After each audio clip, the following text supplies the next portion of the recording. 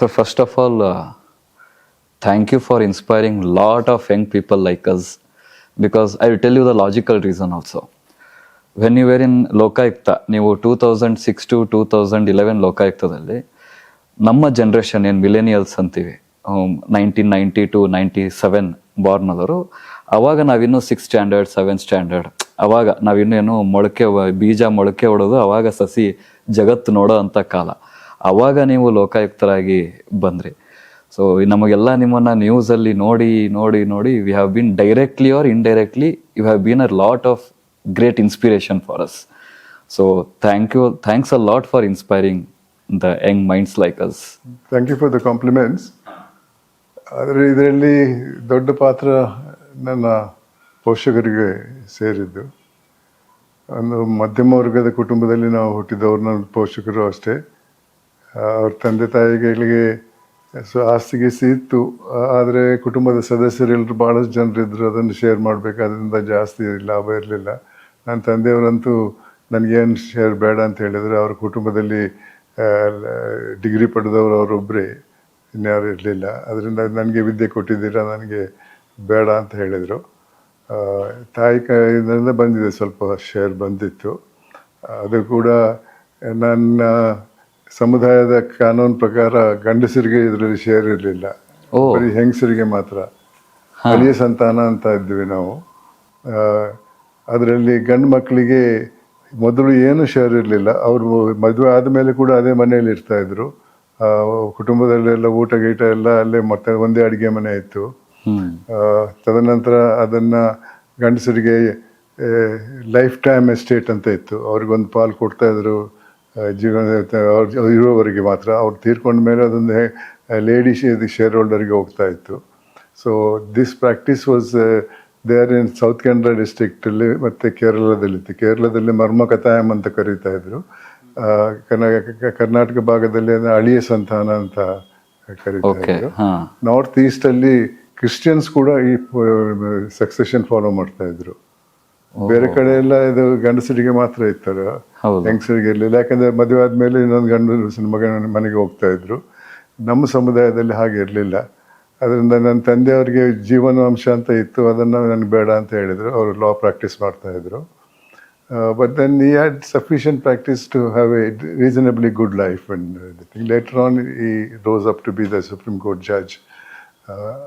ಅದರಿಂದ ಯಾವಾಗಲೂ ನನ್ನ ಪೋಷಕರು ಅಂದರೆ ಜಾಸ್ತಿ ತಂದೆಯವರು ಹೇಳ್ತಾಯಿದ್ರು, ಇದ್ದದ್ರಲ್ಲೇ ತೃಪ್ತಿ ಪಡೀರಿ ಅಂತ. So a part of it also included spreading what you have learned in life to the benefit of others. ಇದ್ದದ್ರಲ್ಲೇ ಸಂತಸ ಪಟ್ಟರೆ ಉಳಿದದನ್ನು you can always use it for better purpose ಅಲ್ಲ. ಅದರಿಂದ ಅವರು ಸುಪ್ರೀಂ ಕೋರ್ಟ್ ನ್ಯಾಯಾಧೀಶರಾಗಿದ್ದಾಗ ಅವ್ರ ಸಂಬಳ 4,000 ಇತ್ತು. ಅದು 1,000ಕ್ಕೆ ಬೆಲೆ ಇತ್ತು. ಆದರೆ ಇವತ್ತಿನ ಇದಕ್ಕೆ ಹೋಲಿಸಿದರೆ ಅದಕ್ಕೇನು ಇರಲಿಲ್ಲ. ಮತ್ತು ರಿಟೈರ್ ಆದಮೇಲೆ ಅವರು ಪಾರ್ಲಿಮೆಂಟ್ ಮೆಂಬರ್ ಆದರು.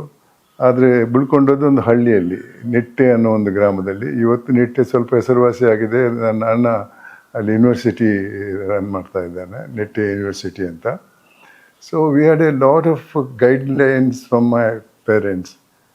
ಊಟ ಮಾಡುವಾಗ ಏನು ಬಿಟ್ಟು ಹೋಗಬಾರ್ದು ಪ್ಲೇಟಲ್ಲಿ, ಇಂಥ ಚಿಕ್ಕ ಚಿಕ್ಕ ಅಡ್ವೈಸ್ಗಳನ್ನು ಇದು ಮಾಡಿ you have learned a lot. So that is what we have followed also. ಅದರಲ್ಲಿ 2 ಮೌಲ್ಯಗಳನ್ನು ಅವರು ಅಳವಡಿಸ್ಬೇಕಂತ ಹೇಳಿದ್ದು. ಒಂದು ತೃಪ್ತಿ, ಕಂಟೆಂಟ್ಮೆಂಟ್ ಅಂತಾರೆ. ಹಾಗೆಂದರೆ ಕಂಟೆಂಟ್ಮೆಂಟನ್ನು ನೀವು ಬಳಸ್ಕೊಳ್ಳಿ ಅಂದ ತಕ್ಷಣ ಒಂದು ಡಿಗ್ರಿ ಬಂತು, ಕೆಲಸ ಸಿಕ್ತು, ಇನ್ನೇನು ಬೇಡ ಸನ್ಯಾಸಿ ಆಗ್ತೇನೆ ಅಂತ ಅಲ್ಲ. ಕಂಟೆಂಟ್ಮೆಂಟ್ ಇರಬೇಕು. ಕಂಟೆಂಟ್ಮೆಂಟ್ ಜೊತೆ ಇವ್ರಿಗೆ you must have a feeling of satisfaction along with your desire to fulfil, but legitimately. We should not be greedy. ಒಂದು ಹೊತ್ತಿಗೆ ಡಿಗ್ರಿ ಬಂತು, ಕೆಲಸ ಸಿಕ್ತು, ಸನ್ಯಾಸಿ ಆಗೋದಲ್ಲ. ಆಕಾಂಕ್ಷೆ ಇರಬೇಕು ಎಲ್ಲರಲ್ಲೂ. ಆದರೆ ಆ ಆಕಾಂಕ್ಷೆ ದುರಾಸೆಗೆ ಹೋಗಬಾರ್ದು. Correct. Try and become what you want to become. It could be the President of India, it could be a rich man, whatever it is, but then in legitimate way. You see? ಒಂದದು ಇನ್ನೊಂದು ಒಂದು ತೃಪ್ತಿ, contentment. ಅದು ಇನ್ನೊಂದು ಮಾನವೀಯತೆ, humanism. ಈ ಎರಡು ಮೌಲ್ಯಗಳನ್ನು ಇಟ್ಕೊಳ್ಬೇಕಂತ ನಮ್ಗೆ ಯಾವಾಗಲೂ ಹೇಳ್ತಾ ಇದ್ರು. ಅದನ್ನೇ ನಾನು ಮುಂದುವರಿಸಿದ್ದೇನೆ. ನನ್ನ ವೃತ್ತಿ ಜೀವನ ಮುಗಿದ ನಂತರ I started going to schools and colleges. ನನ್ನ ಎಕ್ಸ್ಪೀರಿಯೆನ್ಸು ಇದರಲ್ಲಿ ಪ್ರೊಫೆಷನಲ್ ಎಕ್ಸ್ಪೀರಿಯೆನ್ಸು, ಮತ್ತು ಇದಕ್ಕೆ ಲೋಕಾಯುಕ್ತಕ್ಕೆ ಬಂದ ಮೇಲೆ ಯಾವುದು ಸರಿ, ಯಾವುದು ತಪ್ಪು, ಯಾವುದು ಮಾಡ್ಬೋದು, ಯಾವುದು ಮಾಡಬಾರ್ದು ಅನ್ನೋ ವಿಚಾರದಲ್ಲಿ ಕೂಡ ಭಾಳಷ್ಟು ಯೋಚನೆ ಮಾಡಿದ್ದೇನೆ. Fortunately I had the help of my wife, because she also didn't force me to do something whereby I can acquire more than what I really required. So that's what I did in the post 2011. I've been to more than 1,800 educational institutions. But there I go and speak to them about contentment. Adilde idre ಏನಾಗ್ತದೆ. Similarly, humanism. ಅದಿಲ್ಲದೆ ಇದ್ರೆ ಮಾನವೀಯತೆ ಇಲ್ಲದೆ ಇದ್ರೆ ಮಾನವರಾಗಕ್ಕೆ ಸಾಧ್ಯವಿಲ್ಲ. ನನಗೆ ಮಕ್ಕಳು ಇಲ್ಲ, but I didn't care for, I have not adopted anybody. Of course I have my loved ones, my wife's brothers children. ಅವರೆಲ್ಲ ಇವಾಗ grown up and married and ಅಷ್ಟೇ. Therefore I had a great opportunity to do what I wanted to do with that thing. ನಿಮ್ಮ ತಂದೆ supreme court judge ಆಗಿದ್ರು, ನೀವು ಕೂಡ supreme court justice ಆದ್ರಿ. What was the major difference in terms of perks or major difference ಅವಾಗಿನ ಕಾಲಕ್ಕೂ ಇವಾಗ ನೀವಾದಂಥ ಕಾಲದಲ್ಲಿ ಪರ್ಕ್ಸ್ ಆಗಿರ್ಬೋದು, ಫೆಸಿಲಿಟೀಸ್ ಆಗಿರ್ಬೋದು, ಮತ್ತೊಂದು ಯಾವ ಥರ ಡಿಫ್ರೆನ್ಸ್ ಇತ್ತು ನೀವು ನೋಡಿರೋದ್ರಲ್ಲಿ? Professionally as the time passes differences come. ಹಿಂದೆ ಇದ್ದದ್ದೇ ಮುಂದುವರಿಸೋದಿಲ್ಲ ಜನರು, ಅದಕ್ಕೆ ಬದಲಾವಣೆ ತರ್ತಾರೆ. ಅದರಲ್ಲಿ ಸರಿ ದಾರಿಯಲ್ಲಿ ಹೋಗಿ ಬದಲಾವಣೆ ತರ್ತಾರೆ, ಅಥವಾ ತಪ್ಪು ದಾರಿಯಲ್ಲಿ ಹೋಗಿ ಕೂಡ ಬದಲಾವಣೆ ತರುವಂಥ ಪ್ರಯತ್ನ ಮಾಡ್ತಾ ಇದ್ದಾರೆ. ಆ ಬದಲಾವಣೆಗಳು ಆಗ್ತಾ ಇದೆ. ಅದು ತಪ್ಪು ದಾರಿಯಲ್ಲಿ ಹೋದಾಗ ಆ ಪ್ರೊಫೆಷನಲ್ ಇದ್ದಂಥ ಹಿರಿಯರು ಅದನ್ನು ಸರಿಪಡಿಸುವಂಥ ಒಂದು ಪ್ರಯತ್ನ ಆಗಬೇಕಾಗಿತ್ತು. ನನ್ನ ಕಾಲದಲ್ಲಿ ಆಗ್ತಾ ಇತ್ತು ಕೂಡ. ಎಲ್ಲ 100ರಲ್ಲಿ 100 ಜನ ಅದನ್ನು ಮಾಡ್ತಾ ಇದ್ದಾರೆ ನಾನು ಹೇಳಕ್ಕೆ ಹೋಗಲ್ಲ. ಆದರೆ ಕೆಲವೆಲ್ಲ ಇದರಲ್ಲಿ ಬದಲಾವಣೆ ತರಬೇಕು. ಯಾಕಂದರೆ ಈ ರೀತಿ ಹೋದರೆ ತಪ್ಪಾಗ್ತದೆ, ಕಕ್ಷಿಗಾರನಿಗೆ ಏನು ಲಾಭ ಆಗಲ್ಲ. ಸರಿದಾರಿಯಲ್ಲಿ ಹೋದರೆ ಅವನು ಸೋತರು ಹೋದರೂ ಕೂಡ ಅವನು ಸರಿಯಾಗಿ ಒಪ್ಕೊಳ್ತಾನೆ. ದುರಾಸೆ ಇದ್ದವನು ತಪ್ಪು ದಾರಿಯಲ್ಲಿ ಹೋಗಿ ಗೆಲ್ಲಬೇಕನ್ನುವ ವಿಚಾರದಲ್ಲಿ ನಾವು ಅದಕ್ಕೆ ಸಹಕಾರ ಕೊಟ್ಟರೆ ಖಂಡಿತವಾಗಿಯೂ ಅದರಿಂದ ಸಮಾಜದ ಉದ್ಧಾರ ಆಗಲ್ಲ. ಇದನ್ನು ನಾವು ಮನಸ್ಸಲ್ಲಿ ಇಟ್ಕೊಳ್ಬೇಕು.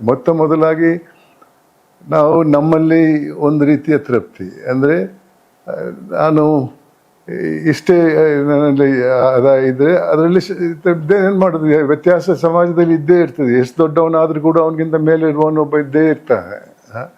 ಅವನ ಮಟ್ಟಕ್ಕೆ ಹೋಗ್ಬೇಕಂದ್ರೆ ಆ ಪ್ರಯತ್ನದಲ್ಲಿ ಇಲ್ಲಿರುವಂಥ ಸೌಲಭ್ಯಗಳನ್ನೆಲ್ಲ ನೀವು ಗೊತ್ತಿರ್ತಾರೆ. ಅದರಿಂದ ಈಗ ಮನಸ್ಸಿಗೆ ಸಮಾಧಾನ ಇರಲ್ಲ. ಕಂಟೆಂಟ್ ಅನ್ನೋದು ನಮ್ಮ ಜೀವನದಲ್ಲಿ ಇದ್ದರೆ definitely it be Singh. As A matter of fact, ನನಗೆ ಸುಪ್ರೀಂ ಕೋರ್ಟ್ ನ್ಯಾಯಾಧೀಶರ ಹುದ್ದೆ ನೇರವಾಗಿ ಆಫರ್ ಮಾಡಿದಾಗ ನಾನು 80,000 ರೂಪಾಯಿ ಬಾಡಿಗೆ ಕೊಡ್ತಾ ಇದ್ದೆ ಡೆಲ್ಲಿಯಲ್ಲಿ. ಆದರೆ ನನ್ನ ಸಂಬಳ as A supreme court judge was 50,000. 30,000 ವ್ಯತ್ಯಾಸ ಇತ್ತು. ನನಗೆ ಅದನ್ನು ತಗೊಳ್ಳುವಂಥ ಆಸೆ ಇರಲಿಲ್ಲ, ನ್ಯಾಯಾಧೀಶನಾಗುವಂಥ ಆಸೆ ಇರಲಿಲ್ಲ. ಯಾಕಂದರೆ ನನಗೆ ಗೊತ್ತಿತ್ತು ನಾನು ಮುಖ್ಯ ನ್ಯಾಯಾಧೀಶನಾಗಲ್ಲ ಅಂತ. ನನಗಿಂತ ಇನ್ನೊಬ್ಬರು ಒಂದು 6 ತಿಂಗಳು ವಯಸ್ಸಲ್ಲಿ ಚಿಕ್ಕವರು, ಅವ್ರು ನನಗಿಂತ ಸೀನಿಯರ್ ಆಗ್ತಾ ಇದ್ರು ಅಂತ ಗೊತ್ತಾಯಿತು. ಅದು ಒಂದು ಕಾರಣವಾಗಿತ್ತು. ಆವಾಗ ಏನು ಪ್ರಯೋಜನ, ಇಷ್ಟೆಲ್ಲ ಬಿಟ್ಟು ಹೋಗಿ ಮುಖ್ಯ ನ್ಯಾಯಾಧೀಶನಾಗಲ್ಲ ಅನ್ನೋದು. ಆವಾಗ ನನ್ನ ತಂದೆಯವ್ರ ಕಾಲವಾಗಿದ್ದರು, ತಾಯಿಯವರು ಇದ್ರು. ಅವ್ರು ಜಾಸ್ತಿ ಓದಿ ಕಲಿತವರಲ್ಲ, ಆದರೂ ಕೂಡ ಅವರ ಸಾಮಾಜಿಕ ಅನುಭವಗಳು ಭಾಳಷ್ಟು ಒಳ್ಳೆಯದಿತ್ತು. ಅವ್ರು ನನಗೆ ಫೋನ್ ಮಾಡಿದ್ರು, ನಿನಗೆ ಸುಪ್ರೀಂ ಕೋರ್ಟ್ ಹುದ್ದೆ ಆಫರ್ ಮಾಡಿದ್ದಾರಂತಲ್ಲ, ನೀನು ತಗೊಳ್ತೀಯಾ ಇಲ್ವಾ ಅಂತ ಕೇಳಿದರು. ನಾನು ಹೇಳಿದೆ, ಯಾಕಮ್ಮ, ನನಗೆ 80,000 ನಾನು ಮನೆ ಬಾಡಿಗೆ ಕೊಡ್ತಾ ಇರೋ, ನನ್ನ ಆದಾಯ ಎಷ್ಟಿದೆ, ಇನ್ಕಮ್ ಟ್ಯಾಕ್ಸಸ್ ಡಿಕ್ಲೇರ್ ಮಾಡ್ತೇನೆ ಅಂತ ತೋರಿಸಿದ್ದೇನೆ ನಾನು. ಇಲ್ಲಿ 50,000ಕ್ಕೆ ನಾನು ಏನು ಮಾಡಬೇಕಂತ. ಆಗ ಅವ್ರು ಹೇಳಿದ ಮಾತು, ನಿನ್ನ ತಂದೆಯವರಿಗೆ 4,000 ಸಂಬಳ ಬರ್ತಾಯಿತ್ತು. ಅವ್ರು ವಕಾಲತ್ ಮಾಡ್ತಾಯಿದ್ರೆ ಅದಕ್ಕಿಂತ 1 ರೂಪಾಯಿ ಆದರೂ ಜಾಸ್ತಿ ಮಾಡ್ತಾಯಿದ್ರು. ಆದರೆ ಅವರು ಬೇಡ, ಜನತಾ ಸೇವೆ ಮಾಡಬೇಕನ್ನೋ ಹಿನ್ನೆಲೆಯಲ್ಲಿ ಆ ಹುದ್ದೆಗೆ ಹೋದರು. ನಿನಗೆ 50,000 ಸಂಬಳ ಬರ್ತದಂತೆ, ನಿನಗೆ ಮಕ್ಕಳಿಲ್ಲ, ನೀನೇನು ಅದಕ್ಕೆ ಇನ್ನೂ ಜಾಸ್ತಿ ಬೇಕಂತ ಆಸೆ ಪಡ್ತಾ ಇದೆಯಾ, ನಿನ್ನ ತಂದೆಯವರು ಏನು ನಿನ್ನ ಕಲಿಸ್ಕೊಟ್ಟಿದ್ದಾರೆ ಅಂತ. ಅವಾಗ ನನಗೆ ಅರ್ಥ ಆಯಿತು, ನಾವು ಚಿಕ್ಕವರಾಗಿದ್ದಾಗ ನಾವು 6 ಜನ ಮಕ್ಕಳು 7 ವರ್ಷದಲ್ಲಿ, ಇಬ್ಬರು ಕೊನೆಯವರು ಅವರಿಗೆ ಆಗಿದ್ರು. ಅಷ್ಟು ಜನ ಮಕ್ಕಳನ್ನ ಒಬ್ಬನು ಇಬ್ಬರು ಕೆಲಸದವರು, ಅವರು ಅಡುಗೆ ಮಾಡ್ತಾ ಇದ್ದವರು, ಬೇರೆ ಕೆಲಸ ಮಾಡ್ತಾ ಇದ್ದವರು, ಅವ್ರನ್ನ ನೋಡ್ಕೊಳ್ಳುವವರು ಯಾರು ಇರಲಿಲ್ಲ. ತಾಯಿಯೇ ನೋಡ್ಕೊಳ್ಬೇಕಾಗಿತ್ತು. ಸ್ನಾನ ಮಾಡಿಸೋದು ಅವರೇ, ಬಟ್ಟೆ ಚೇಂಜ್ ಮಾಡೋದು ಅವರೇ, ಊಟ ಹಾಕೋದು ಅವರೇ. ಊಟ ಯಾರಾದ್ರೂ ಮಾಡಿರ್ಬೋದು, ಆದರೆ ಅವ್ರನ್ನ ಬಳಸಕ್ಕೆ ಬರೋದು ಅವರೇ ಬರ್ತಾ ಇದ್ರು. ಮತ್ತು ಏನು ಸಮಯ ಇದ್ದರೂ ಅದನ್ನು ಕೂತ್ಕೊಂಡು ಮಾತಾಡ್ತಾ ತಿಳಿಸ್ತಾ ಇದ್ರು. ಇದರಿಂದಾಗಿ ಭಾಳಷ್ಟು ಇದು ಒಳ್ಳೆಯ ವಿಚಾರಗಳನ್ನು ನಾವು ತಿಳಿದಿದ್ದೇವೆ. ಮತ್ತು ಒಂದು ವಿಚಾರ ನನ್ನ ತಂದೆಯವರು ಹೇಳಿದ್ದು ಯಾವಾಗಲೂ ಅಂದರೆ, ಮಕ್ಕಳು 6 ಜನ ದೊಡ್ಡವರಾದಮೇಲೆ ಒಂದೇ ಮನೆಯಲ್ಲಿ ಇರಬಾರ್ದು, ಜೊತೆಯಲ್ಲಿ ಪ್ರಾಕ್ಟೀಸ್ ಮಾಡಬಾರ್ದು, ಬಿಸ್ನೆಸ್ ಮಾಡಬಾರ್ದು, ಜೊತೆಯಲ್ಲಿ ಮನೆಗೆ ತಗೊಳ್ಬಾರ್ದು, ಪ್ರಾಪರ್ಟಿ ತಗೊಳ್ಬಾರ್ದು. ಯಾಕಂದರೆ ಮುಂದೆ ಅದರಲ್ಲಿ ಜಗಳ ಆಗಿಯೇ ಆಗ್ತದೆ. ಅದರಿಂದಾಗಿ ಇಲ್ಲ, ನೀವು ನಿಮ್ಮಷ್ಟಕ್ಕೆ ಒಬ್ಬೊಬ್ಬರು ಒಂದೊಂದು ವ್ಯವಸಾಯ ಮಾಡ್ತಾ ಇದ್ರಲ್ಲಿ ಮಾಡ್ಕೊಂಡಿರಿ ಏನಾದರೂ, ಆದರೆ ಜೊತೆಯಲ್ಲಿ ಒಂದೇ ಮನೆಯಲ್ಲಿ ಇರಬೇಡಿ, ಯಾವುದೇ ಪ್ರಾಪರ್ಟಿಲಿ ಪಾರ್ಟ್ನರ್ಶಿಪ್ ಏನೋ ತಗೊಂಡು ಮಾಡಬೇಡಿ ಅಂತ. ಅದರಿಂದಾಗಿ ನಾವು ಇವಾಗ 6 ಜನರಲ್ಲಿ 2 ಇಲ್ಲ. ಅವರು ಇದ್ದಾಗಲೂ ಕೂಡ ನಾವು ಇಬ್ಬರು ಅಮೇರಿಕಾದಲ್ಲಿದ್ದರು, 2 ಮಂಗಳೂರಲ್ಲಿದ್ದರು, ನಾನು ಇಲ್ಲಿದೆ, ಇನ್ನೊಬ್ಳು ಬಾರಿನಲ್ಲಿ ಇದ್ದರು, ಅವರ ಗಂಡ ಗಲ್ಫ್ ಏರ್ಫೇರ್ಸಿದ್ದು ವೈಸ್ ಪ್ರೆಸಿಡೆಂಟ್ ಆಗಿದ್ದರು. ಮತ್ತೊಬ್ಬರು ನ್ಯೂಕ್ಲಿಯರ್ ಇಂಜಿನಿಯರ್ ಆಗಿದ್ದರು, ಅವರು ಅಮೇರಿಕಾದಲ್ಲಿದ್ದರು. ಮತ್ತೊಬ್ಬಳು ಡಾಕ್ಟರ್ ಆಗಿದ್ದರು, ಅವಳು ಬೇಗ ತೀರ್ಕೊಂಡ್ಳು, ಅವಳಿಗೂ ಮಕ್ಕಳು ಇರಲಿಲ್ಲ. ಈಗ that's why we have been living A life of togetherness. ಯಾವುದೇ ಒಂದು ಇದಲ್ಲಿಲ್ಲದೆ, ಅವ್ರ ತಂದೆಯವರು ಹೇಳ್ತಾರೆ, ನೀವು ಕಷ್ಟದಲ್ಲಿದ್ದರೆ ಯಾರಾದರೂ ಒಬ್ಬರು ಬಂದು ನಿಮ್ಗೆ ಸಹಾಯ ಮಾಡ್ತಾರೆ ಅಂತ. ಆ ಸಂದರ್ಭ ಬಂದಿರಲಿಲ್ಲ. ಎಲ್ಲರೂ ಅವರಷ್ಟಕ್ಕೆ ಇದ್ದಿದ್ರಲ್ಲಿ ತೃಪ್ತಿ ಪಡ್ಕೊಂಡು, ಒಳ್ಳೆ ಇನ್ಕಮಲ್ಲಿ ಇದ್ವಿ ಎಲ್ಲರೂ. ಸೊ ಇದು ನಮ್ಮಲ್ಲಿ ಇದ್ದರೆ then you think in terms of somebody else also. Okay, ಅವನಿಗೆ ಸಹಾಯ ಮಾಡೋಕ್ಕಿದ್ರೆ ಸಹಾಯ ಮಾಡೋಣ ಅಂತ. ಮತ್ತು ಇದಕ್ಕಿಂತ ಜಾಸ್ತಿ ಬೇಡ ಅನ್ನುವ ಒಂದು ಭಾವನೆ ನಮ್ಮಲ್ಲಿ ಬಂದಿತ್ತು. ಅದರಿಂದಾಗಿ ಮೊದಲಾಗಿ ಅದೊಂದು ತೃಪ್ತಿ ಅನ್ನೋ ಇದನ್ನು ನಾವೆಲ್ಲರೂ ಇಟ್ಕೊಂಡಿದ್ದೇವೆ. So but do you think, ಈಗ ಅವತ್ತು ನಿಮ್ಮ ತಾಯಿ ಏನಾದರೂ ನಿಮಗೆ ಆ ಮೋಟಿವೇಟ್ ಮಾಡಿರಲಿಲ್ಲ ಅಂದಿದ್ರೆ, ನೀವು ಅಡ್ವೊಕೇಸಿನೇ ಪ್ರಾಕ್ಟೀಸನ್ನು ಕಂಟಿನ್ಯೂ ಮಾಡಿದಿದ್ರೆ, ಇವತ್ತು ನೀವೇನೆಲ್ಲ ಮಾಡಿದ್ರ ಅದೆಲ್ಲ ಪಾಸಿಬಲ್ ಆಗ್ತಿತ್ತ ಥ್ರೂ ಅಡ್ವೊಕೇಸಿ? ಅಲ್ಲ, monetarily I would have earned much more. Yes. ಆದರೆ ಈ ಒಂದು ವಿಚಾರ ನಮಗೆ ಆತ್ಮಸಾಕ್ಷಿಯಾಗಿದ್ದು ಅದರಿಂದ ತೃಪ್ತಿ ಬರುವುದು ಬರ್ತಾ ಇರಲಿಲ್ಲ. ಅದರಲ್ಲಿ ಇನ್ನೂ ಮಾಡಬೇಕು ಅನ್ನೋ ಇದೆ. ಇವತ್ತಾಗೆಲ್ಲ ತಿಂಗಳಿಗೆ ಇಷ್ಟು ಬರ್ತಾ ಇತ್ತು, ಅದರಲ್ಲಿ ಏನು ಉಳಿಯೋಕ್ಕೆ ಇರಲಿಲ್ಲ. Because we had a life of our enjoyment. And myself and my wife we have travel. ಅಲ್ಲಿನ ಮ್ಯಾಪ್ ಇದೆ, ವರ್ಲ್ಡ್ ಮ್ಯಾಪು. ಇವಾಗೆಲ್ಲ ಮಾರ್ಕಿಂಗ್ ಬಿದ್ದೋಗಿದೆ, but practically every nook and corner we have travelled. ಇಬ್ಬರು ಇರಿದ್ದದ್ದು ಇಷ್ಟು ಟ್ರಾವೆಲ್ ಇದರಲ್ಲಿ vacation ಎಲ್ಲ travel ಮಾಡ್ತಾ ಇದ್ದೀವಿ. ನ್ಯಾಯಾಧೀಶರಾದ್ಮೇಲೆ ಕೂಡ ಹೋಗ್ತಾ ಇದ್ದೀವಿ. ಮೊದಲು ಫಸ್ಟ್ ಕ್ಲಾಸಲ್ಲಿ ಹೋಗ್ತಾ ಇದ್ವಿ, ಆಮೇಲೆ ಬಿಸ್ನೆಸ್ ಕ್ಲಾಸಲ್ಲಿ ಆದರೆ ಎಕಾನಮಿ ಕ್ಲಾಸಲ್ಲಿ ಹೋಗ್ತಾ ಇದ್ವಿ. ಬಟ್ ಟ್ರಾವೆಲ್ ಮಾಡುವಂಥ ಒಂದು ಇಚ್ಛೆ ನಮ್ಮಲ್ಲಿತ್ತು, ನೋಡಬೇಕು ಅನ್ನೋದಿಲ್ಲ. V have travelled and we lived with this thing. ಎಲ್ಲೂ ಸಾಲ ತಗೊಂಡಿಲ್ಲ ಯಾರು ಅಂತ. Even when we purchased this property and all, this is after my arbitration I started. I did a lot of work in arbitration from 2011 to 2023. So I earned a lot of money and I'm happy. 2023 I stopped in Vedanta. But I do travel. After my illness I have not traveled, but before that I used to travel my own expenses, whether I'll fly anywhere or anything, because I've saved a lot of money. I get the interest from that and all, and okay. So sir, but ಈಗ talking about the system, ಎಷ್ಟೋ ಜನ ಇವಾಗಿನ ಕಾಲದಲ್ಲಿ ಅವರು ಚೇಂಜನ್ನ ತರಬೇಕು ಅಂತ ಹೇಳ್ತಾರೆ, but ಚೇಂಜನ್ನು ತರೋದಕ್ಕೆ ರೆಡಿ ಇಲ್ಲ. They are not ready to take the action, but everybody wants to bring a change. ಯಾವ ಚೇಂಜ್ ಅಂತ most importantly you should understand. ಇವತ್ತು ಬದಲಾವಣೆ ತರಬೇಕಂದ್ರೆ ಅದು ಸಾಮಾಜಿಕ ಬದಲಾವಣೆ ವಿಚಾರದಲ್ಲಿ ಯಾರು ಪ್ರಿನ್ಸಿಪಲ್ ಏನಾದರೂ ಒಂದು ಬಿಲ್ ಇಂಟ್ರಡ್ಯೂಸ್ ಮಾಡಬೇಕು, but nobody is interested in that benefit of that bill goes to everybody. ಇವತ್ತು ನನಗೇನಿದೆ ಅನ್ನೋದು ಬಹಳ ಮುಖ್ಯವಾದದ್ದು. ಯಾವುದೇ ಒಂದು ನಿರ್ಧಾರ ಮಾಡಬೇಕಾದ್ರೆ ಅದರಲ್ಲಿ ನನಗೇನಿದೆ ಅಂತ. ಇವಾಗ ನೋಡಿ, 5 ಯೋಜನೆಗಳನ್ನು ಮಾಡಿದ್ರು, ಅದರಲ್ಲಿ ಬಹಳಷ್ಟು ಹಣ 52,000 ಕೋಟಿ ಏನೋ ವರ್ಷಕ್ಕೆ ಖರ್ಚಾಗ್ತದೆ, ಅದಕ್ಕಿಂತ ಜಾಸ್ತಿ ಇರ್ಬೋದು. ಅದರಿಂದಾಗಿ ಬೇರೆ ಯೋಜನೆಗಳಿಗೆ ಹಣ ಇಲ್ಲದೆ ಹೋಗಿದೆ. ಆದರೆ ಅದೇ ಸಮಯದಲ್ಲಿ ತಮ್ಮ ಸಂಬಳವನ್ನು ಡಬಲ್ ಮಾಡಿದ್ದಾರೆ ಆ ನಿರ್ಧಾರ ತಗೊಳ್ಳುವವರು. ಅದರಿಂದಾಗಿ ನಾನು ಯಾವಾಗಲೂ ಏನು ಹೇಳ್ತಾ ಇದ್ದೇನೆ ಅಂದರೆ, ನಿರ್ಧಾರಕ್ಕೆ ಬರುವುದವರು ಇವತ್ತು ಅದರಲ್ಲಿ ನನಗೇನಿದೆ ಅನ್ನೋದಕ್ಕೆ ಮಾತ್ರ ಅಂತ. ಇಲ್ಲದೇ ಇದ್ರೆ ಬಹಳಷ್ಟು ಯೋಜನೆಗಳು ಒಳ್ಳೆಯ ಯೋಜನೆಗಳಂತ ನಾನು ಹೇಳ್ತೇನೆ, ಆದರೆ ಅದು ಒಂದು ಹೋಪ್ ಅಷ್ಟೇ. ಯಾಕಂದ್ರೆ ಅದಕ್ಕೆ ಬೇಕಾದಂಥ ಸೌಲಭ್ಯಗಳು, ಆರ್ಥಿಕ ಸೌಲಭ್ಯಗಳು ಇಲ್ಲ. ಅದಕ್ಕೆ ಇವಾಗ ಏನು ಮಾಡಿದ್ದಾರೆ, ಇನ್ನೊಂದು ಇದನ್ನು ತಗೊಂಡು ಅವ್ರಿಗೆ ಕೊಡ್ತಾ ಇದ್ದಾರೆ. ಇವಾಗ ಯೋಜನೆ ತಗೊಳ್ಳಿ, ಎಲೆಕ್ಟ್ರಿಸಿಟಿ ಫ್ರೀ ಅಂತ ಕೊಡ್ತಾ ಇದ್ದಾರೆ. ಅದಕ್ಕೆ ಬೇಕಾದ ಎಕ್ಸೆಸ್ ಹಣ ಯಾರು ಕೊಡುವುದು? ಮಿಕ್ಕಿದವ್ರಿಗೆ ಜಾಸ್ತಿ ಮಾಡಿದ್ದಾರೆ. ಕರೆಕ್ಟ್. ಅದೇ ಇದನ್ನೇ ಬಸ್ಸಲ್ಲಿ ಹೆಂಗಸರಿಗೆ ಫ್ರೀ ಅಂತ ಮಾಡಿದ್ದಾರೆ, ಇವಾಗ ಮಕ್ಕಳಿಗೂ ಫ್ರೀ ಅಂತ, ಸ್ಟೂಡೆಂಟ್ಸ್ ಎಲ್ರಿಗೂ ಫ್ರೀ ಅಂತ ಮಾಡ್ತಾರೆ. ಹಣ ಎಲ್ಲಿ ಬರ್ತದೆ? ಮಿಕ್ಕಿದವ್ರಿಗೆ ಜಾಸ್ತಿ ಮಾಡಿದ್ದಾರೆ. ಇದೇ ರೀತಿ ಒಂದು ಕೈಯಿಂದ ತಗೊಂಡು ಇನ್ನೊಂದು ಕೈಗೆ ಕೊಡುವುದು, ಸರ್ಕಾರದಿಂದ ತಗೊಂಡು ಕೊಡಕ್ಕೆ ಅವ್ರ ಹತ್ರ ಇಲ್ಲ. ಇದೇನು ಪ್ರಯೋಜನ? ತಮಗೆ ಬೇಕಾದಂಥ ಸೌಲಭ್ಯಗಳು. ಇವಾಗ ಪ್ರಧಾನಮಂತ್ರಿಗಳೇನೋ ಹೇಳಿದ್ದಾರೆ ಅಂತ, ಆದಷ್ಟು ಸೆಕ್ಯೂರಿಟಿ ಕಾರನ್ನೆಲ್ಲ ಕಮ್ಮಿ ಮಾಡಬೇಕಂತ. ಇಲ್ಲದೆ ಇದ್ರೆ 10-12 ಗಾಡಿಗಳು, ಒಬ್ಬರು ಮುಖ್ಯಮಂತ್ರಿಗಳು, ಇಲ್ಲದ್ರೆ ಉಪಮುಖ್ಯಮಂತ್ರಿಗಳು, ಹೋಮ್ ಮಿನಿಸ್ಟರ್ಗಳೆಲ್ಲ ಹೋಗೋ. ಯಾಕೆ? ಕೊಲ್ಲುವವನಿದ್ರೆ ಯಾರನ್ನು ಯಾವಾಗ ಬೇಕಾದರೂ ಕೊಲ್ಬಹುದಿತ್ತು. ಜಾನ್ ಎಫ್ ಕೆನೆಡಿಯನ್ನ 100 ಮೀಟರ್ ದೂರದಿಂದ ಕೊಂದರು. ಕರೆಕ್ಟ್. ಅದೇ ರೀತಿ ನಮ್ಮ ಪ್ರಧಾನಮಂತ್ರಿಗಳು ಕಾರಿಂದ ಇಳಿದ್ಬಿಟ್ಟು ಹಿಂಗೆ ಮಾಡ್ಕೊಂಡು ಹೋಗ್ತಾ ಇರ್ತಾರೆ. ಆ ಸಭೆಯಲ್ಲಿ ಯಾರಾದ್ರೂ ಕೊಲ್ಲಕ್ಕೆ ಸಾಧ್ಯ ಇಲ್ಲ. ಹಣೆ ಬರದಲ್ಲಿ ಬರೆದದ್ದು ಖಂಡಿತ ಹಾಗೇ ಆಗ್ತದೆ. ಅದಕ್ಕೆ ಆಡಂಬರ ಬೇಡ sir. But as a citizen of the democratic country, ಈ ಸಿಸ್ಟಮ್ ಅಲ್ಲಿ ನಾವು ಹೇಗೆ ಕಾಂಟ್ರಿಬ್ಯೂಟ್ ಮಾಡ್ಬೋದು to how can we be a better citizen? ದೊಡ್ಡ ಸಮಸ್ಯೆ ಅಂದ್ರೆ ಈ ಸಮಾಜದ ಆಸೆಗಳು. ಇವಾಗ ನೋಡಿ, ಹಿಂದೆ ಒಂದು 50 ವರ್ಷದ ಹಿಂದೆ ಒಬ್ಬ ಚುನಾವಣೆಗೆ ನಿಲ್ತಾನೆ ಅಂದ್ರೆ ಆತ ಜನತಾ ಸೇವೆಗೆ ಬರ್ತಾ ಇದ್ದ. ಆತನಿಗೆ ಆವಾಗ ಸಂಬಳ ಇರಲಿಲ್ಲ, ₹1 ಸಂಬಳ. ನನ್ನ ತಂದೆಯವರು ಪಾರ್ಲಿಮೆಂಟ್ರಿ ಮೆಂಬರ್ ಆಗಿದ್ದಾಗ ಅವ್ರಿಗೆ ಯಾವ ಸಂಬಳ ಇರಲಿಲ್ಲ. ಅಲೆವೆನ್ಸಸ್ ಅಂತ ಬೇರೆ ಕೊಡ್ತಾ ಇದ್ರು, ಅದು ಬೇರೆ ವಿಚಾರ. ಇದು ಇವತ್ತು ಆಗಲ್ಲ. ಇವತ್ತು ಒಬ್ಬ MLA ಸಂಬಳ ಹೈಕೋರ್ಟ್ ಜಡ್ಜಿಗಿಂತ ಜಾಸ್ತಿ ಇದೆ. ಅವ್ರಿಗೆ ಯಾವ ವಿದ್ಯಾ ಅರ್ಹತೆ ಬೇಡ.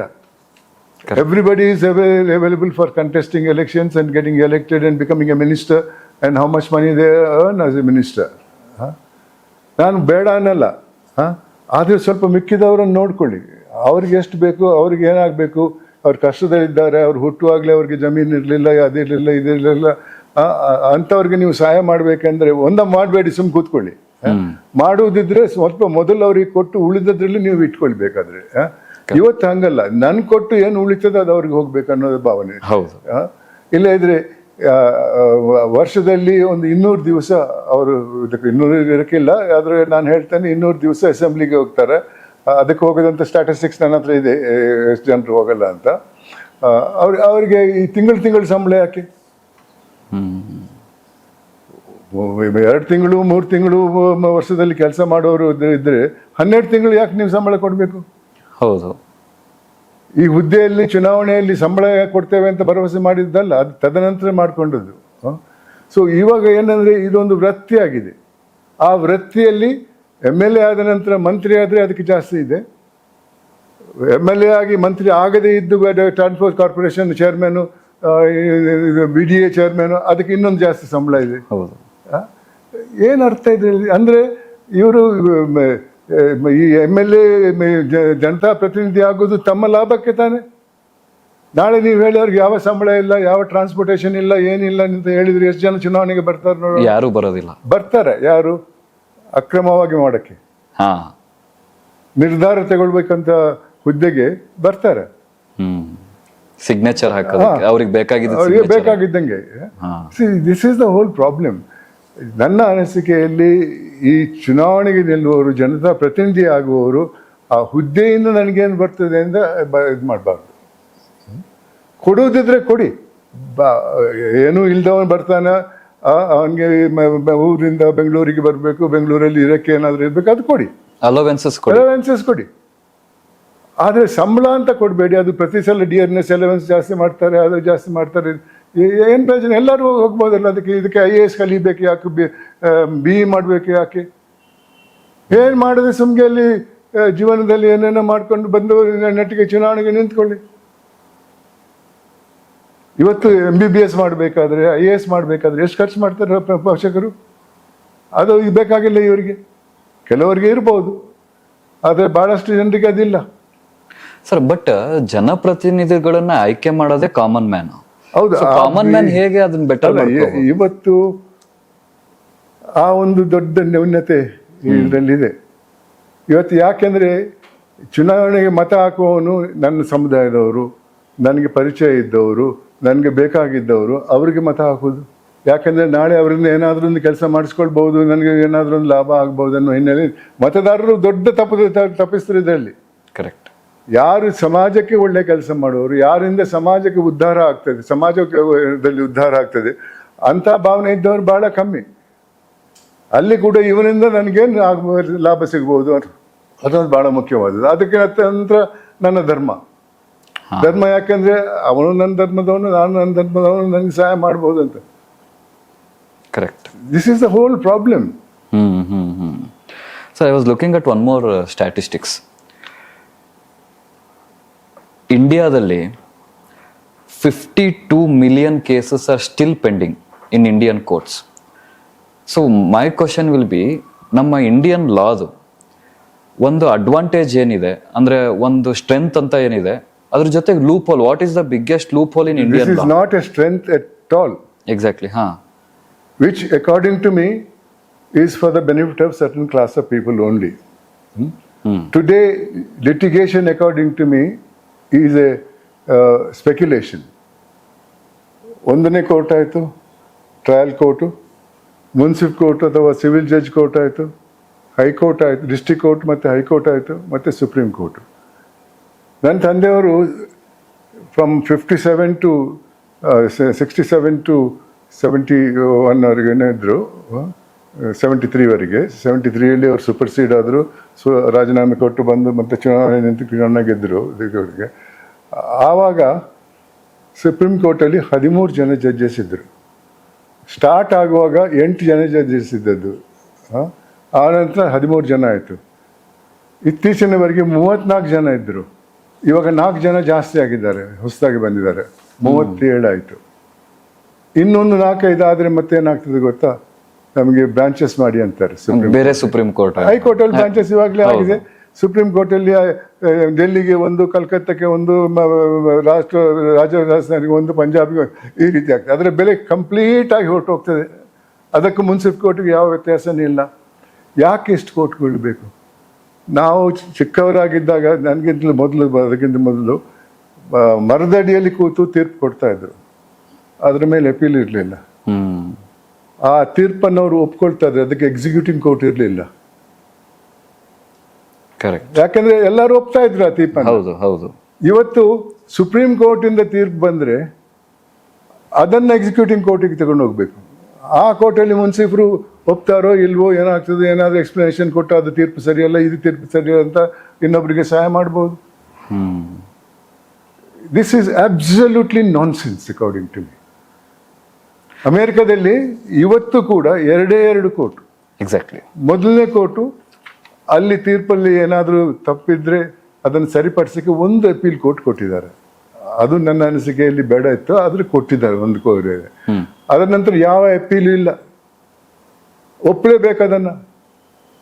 ನಿಮ್ಗೆ ಹೆಂಗ್ ಗೊತ್ತು ನೀವು ಸುಪ್ರೀಂ ಕೋರ್ಟ್ಗೆ ಹೋದ್ರೆ ನಿಮ್ಗೆ ನ್ಯಾಯ ಸಿಗ್ತದೆ ಅಂತ?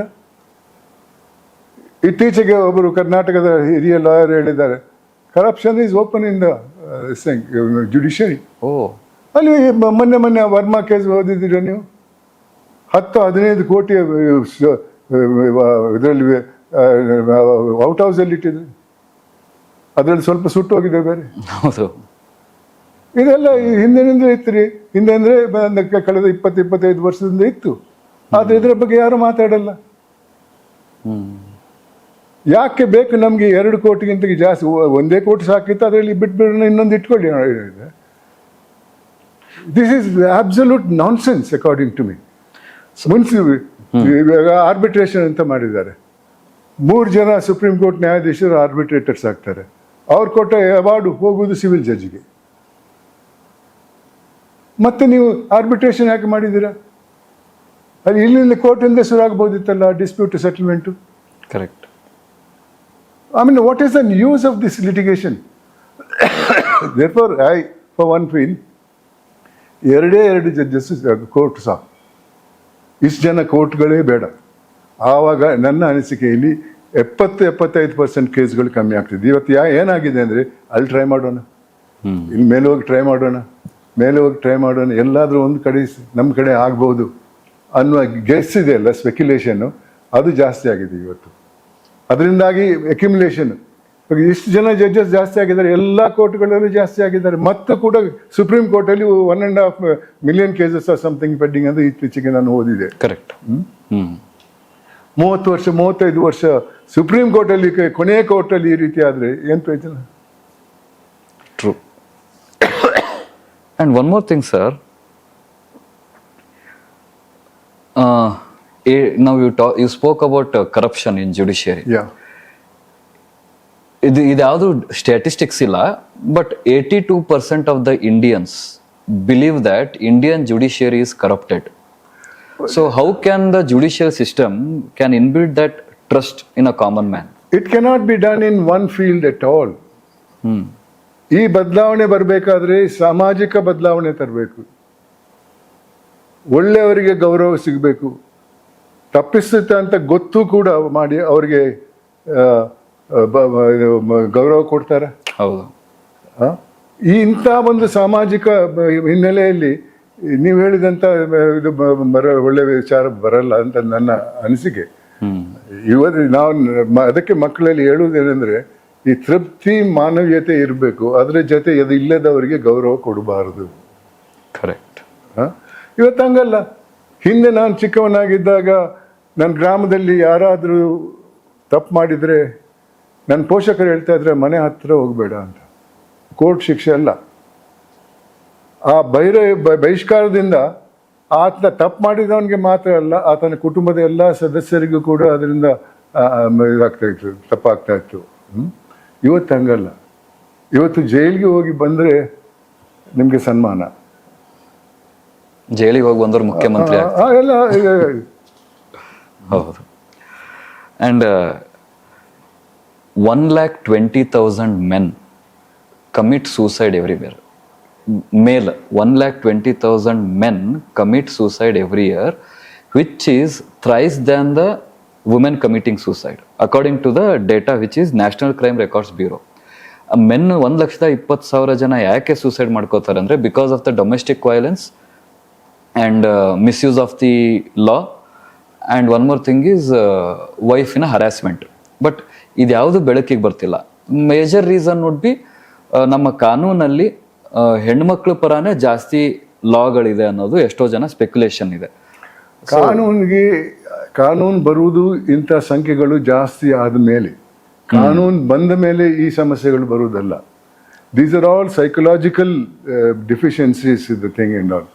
ಆ ಡಿಫಿಷಿಯನ್ಸಿಯಲ್ಲಿ ತಪ್ಪು ಮಾಡಿದಂಥ ಘಟನೆಗಳು ಜಾಸ್ತಿ ಆದರೆ ಒಂದು ಹೆಸರಿಗೆ ತಕ್ಕಂತೆ ಅದಕ್ಕೆ ಬಂದ ತಕ್ಷಣ ಇದೇನು ಪ್ರಯೋಜನ ಇಲ್ಲ. Only thing is the statistics are exposed.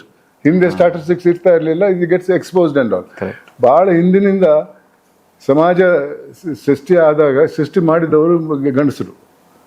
ಅವರೊಂದು ಯೋಜನೆ ಮಾಡಿದರು, ನಾವೇ ಎಲ್ಲದನ್ನು ಮಾಡಬೇಕು, ನಮಗೆ ಇದರ ಬೆನಿಫಿಟ್ಟು, ನಮ್ಮ ಹೆಸರೆಲ್ಲ ಅದರಲ್ಲೇ ಬರಬೇಕಂತ ಹೇಳ್ಕೊಂಡು ಅದೆಲ್ಲ ಮಾಡಿದರು. ಎಲ್ಲದರಲ್ಲೂ ಅವ ಅಂತ ಅವಳಂತ ಇರಲಿಲ್ಲ, ಅವ ಅಂತ ಅವಳು ಮನೆಯಲ್ಲಿ ಮಾತ್ರ ಕೆಲಸ ಮಾಡೋದು. So this deficiency was there ever since the sexual this thing was identified. Sexual discrimination ಅಂದರೆ ಹೆಂಗಸಾದ ತಕ್ಷಣ ಮನೆಯಲ್ಲಿ ಕೆಲಸ, ಈಗ ಮನೆ ಕ್ಲೀನ್ ಮಾಡೋದು, ಅಡಿಗೆ ಮಾಡೋದು, ಊಟ ಹಾಕೋದು ಏನಿದ್ರೆ ಅದು ಕೆಲಸದವರೆಲ್ಲ ಬಂದದ್ದು ಆಮೇಲೆ ಇದಿತ್ತು. ಅದನ್ನು ಮತ್ತೆ ನ್ಯಾಚುರಲಿ ಗಂಡಸರಿಗೆ ಏನಂದ್ರೆ ನಾನು ಸುಪೀರಿಯರ್, ಅವ್ರಿಗೆ ನಾನು ಎಲ್ಲ ಅರ್ನಿಂಗ್ ಈಸ್ ಮೈನ್ ಅಂತ. ಕರೆಕ್ಟ್. ಆಮೇಲೆ ಬಂತು ಏನಂತ ಮದುವೆ ಆಗುವಾಗ ಶ್ರೀಮಂತಿ ಹುಡುಗಿಯನ್ನೇ ಮದುವೆ ಆಗುವಾಗ ಎಲ್ಲ ಹಣ ಬರ್ತಿದೆ, ಆದ್ರೆ ಅವ್ಳು ಕೆಲಸ ಮಾಡ್ಬೇಕದನ್ನೇ. So like these are all social faults and all. That's why whenever number of women going to schools and colleges increased, their representation in administration and other this thing also medical profession and others and also increased. ಆವಾಗ ಸ್ವಲ್ಪ respect ಬಂದು increase ಆಯ್ತು ಅಂದರೆ equality ಬಂದಿಲ್ಲ. That is the thing. Yeah, ಅದೇ once you start recognizing them as able as me, then perfectly the difference will change. But some sort of a difference in this is necessary ಅಂತ people were thinking, because ಇಬ್ಬರ ನಡುವೆ is possible that there will be some conflict. ಅದನ್ನು ಯಾರು settle ಮಾಡೋದು ಅಂತ ಭಾಳ ಡಿಕೇಟ್ಸ್ earlier ಗಂಡಸು ಹೇಳಿದೆ ಸರಿ ಅಂತ ಇತ್ತು. Then after the education they started saying you are no better than me, or exactly in some cases women alone were the earning members. ಇವರೆಲ್ಲ ಇನ್ನೇನೋ ಮಾಡ್ತಾ ಇದ್ರು. Correct. Therefore, mere law is of no use again. You got to bring about a sociological thinking.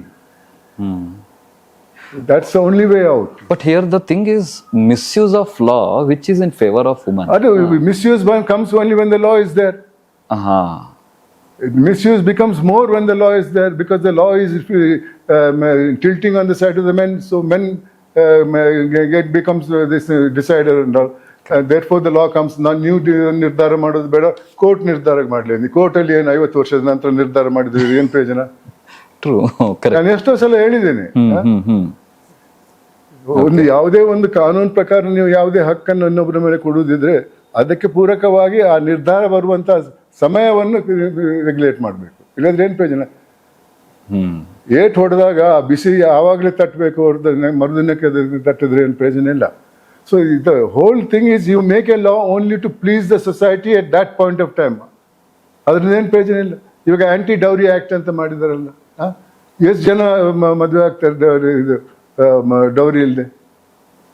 ಈ ರೀತಿಯೆಲ್ಲ ಆ ರೀತಿಯೆಲ್ಲ ಯಾವುದೋ ಒಂದು ರೀತಿಯಲ್ಲಿ ಮಾಡ್ತಾರೆ. ಹೌದು, this is the whole problem. ಮತ್ತೆ ಇವನು ಡೌರಿ ತಗೊಳ್ಳದೆ ಮದುವೆ ಆದ್ರೆ ಈ ಥಿಂಗ್ಸ್ ಈ superior right through the life and all. Correct. So when you were a supreme court justice, ನೀವು ಯಾವುದಾದ್ರೂ ಕೇಸನ್ನ ಈ ರೀತಿ ಫೇಸ್ ಮಾಡಿದ್ರ, where your heart says no but mind says yes because of the evidence? I have decided the matter where there is no discretion was left by the words of the law.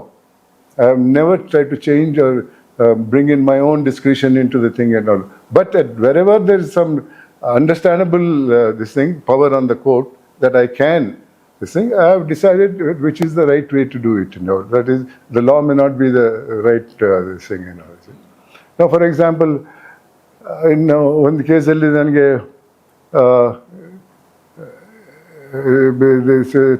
Matrimonial matter thought it was not fair, the divorce granted was not fair ಅಂತ.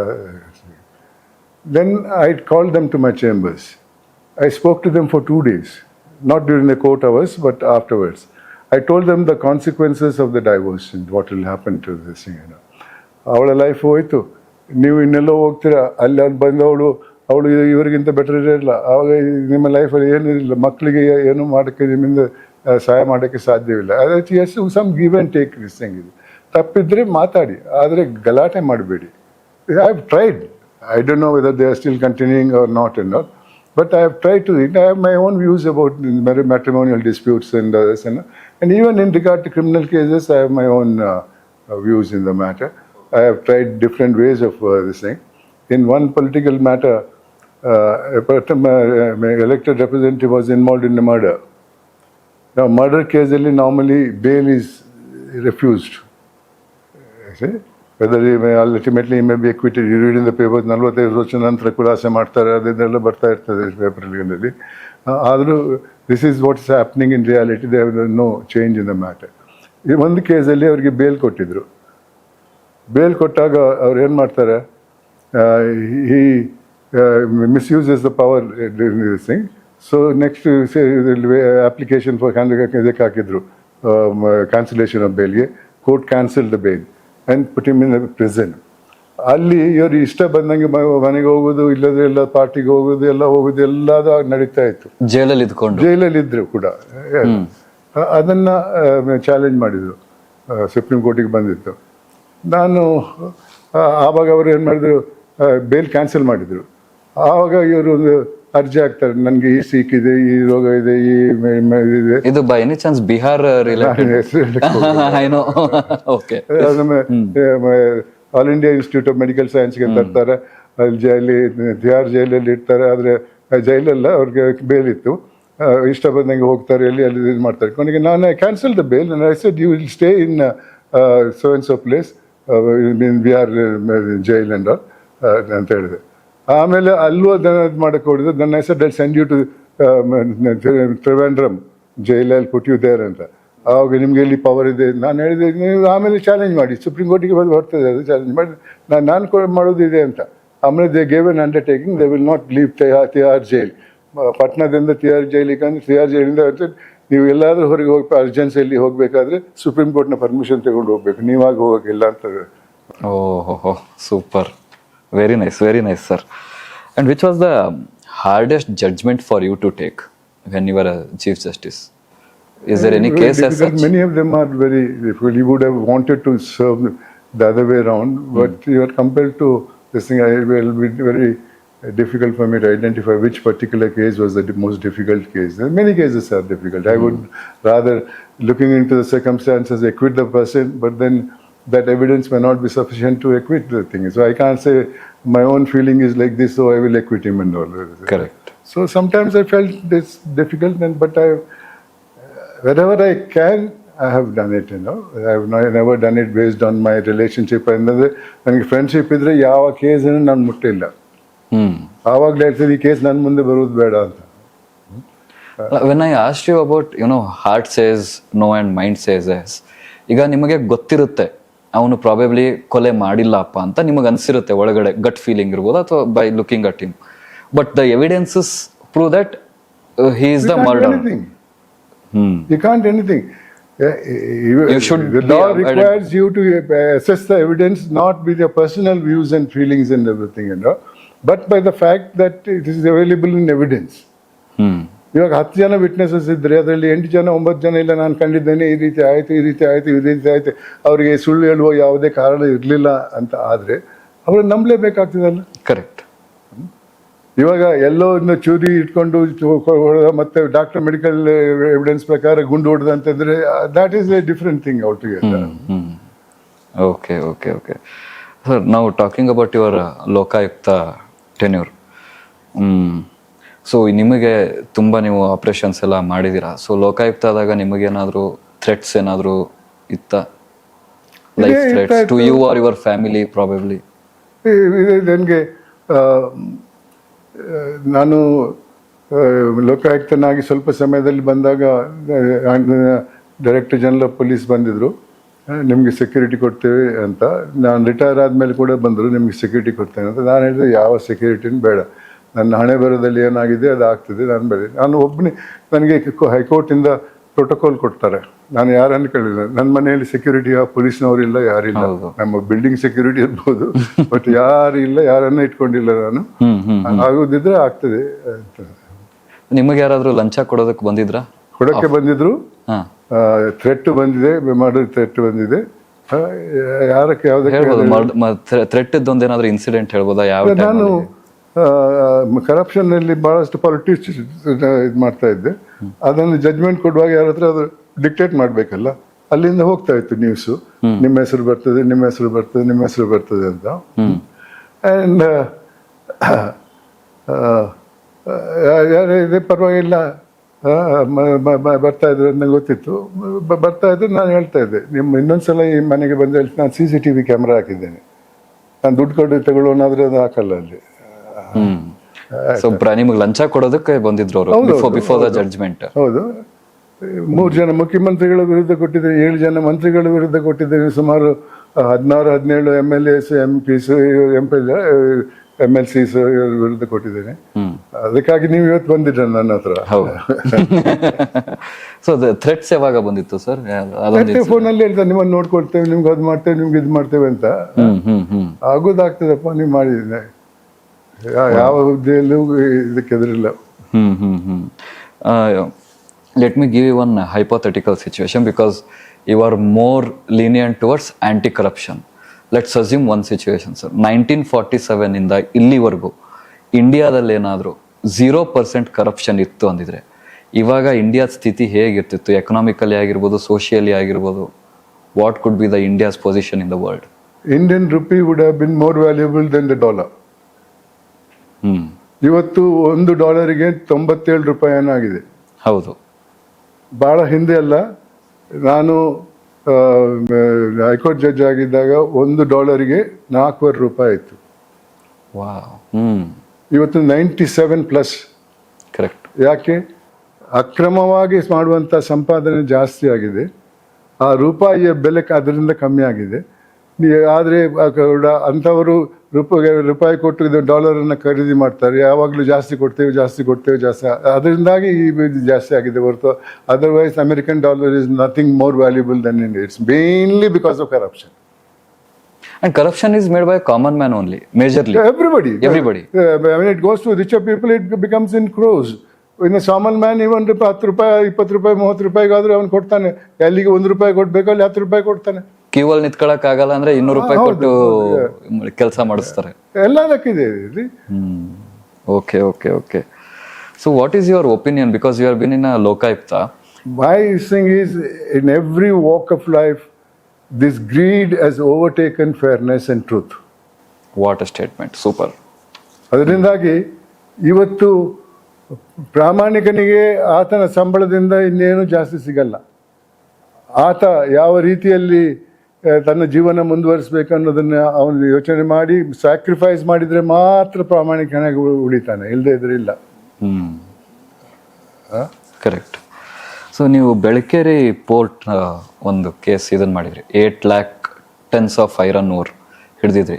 ನಿಮ್ಗೆ ಅದಕ್ಕಿಂತ ಒಂದು ಸ್ವಲ್ಪ ಹಿಂದಿನ ಮಾತು ನಿಮ್ಗೆ ತಿಳಿಸ್ತೇನೆ ನಾನು. 1 metric ton ಕಬ್ಬಿಣದ ಅದಿರಿಗೆ ಇವತ್ತು ಅದು ಇನ್ನೂ ಜಾಸ್ತಿ ಆಗಿರ್ಬೋದು, 1 ಮೆಟ್ರಿಕ್ ಟನ್ಗೆ ಸರ್ಕಾರಕ್ಕೆ ಬರುವಂತ ರಾಜಧನ 27 ರೂಪಾಯಿ.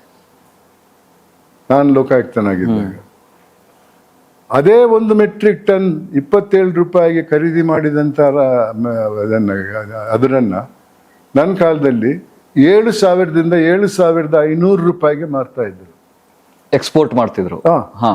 ಸರ್ಕಾರಕ್ಕೆ ಓನರು, ಮೈನ್ ಓನರು 7.5 ರೂಪಾಯಿ, 27 ರೂಪಾಯಿ. ಆ ಮೈನ್ ಮಾಡಿದವನಿಗೆ 7,500 ರೂಪಾಯಿ. ಇದು ಎಂತ ಲೆಕ್ಕ? ಎಷ್ಟು ಹಣ ಹೋಗಿರ್ತದೆ? 1 ಮೆಟ್ರಿಕ್ ಟನ್ ಅಂದರೆ ಇಷ್ಟಿರ್ಬೋದು. ಒಂದು ಲಾರಿಯಲ್ಲಿ ಹಿಂದೆ 2 ಚಕ್ರ, 4 ಚಕ್ರ, ಮುಂದೆ 2 ಚಕ್ರ ಇದ್ದಂಥ ನಾರ್ಮಲ್ ಲಾರಿಯಲ್ಲಿ 4.5 ಮೆಟ್ರಿಕ್ ಟನ್ ಹಾಕ್ಬೋದು. ಆದರೆ 10 ಟನ್ ಆಗ್ತಾ ಇದ್ರು. ಆದರೆ carrying capacity is more than that, but it is put at 4.5 because of the safety reasons.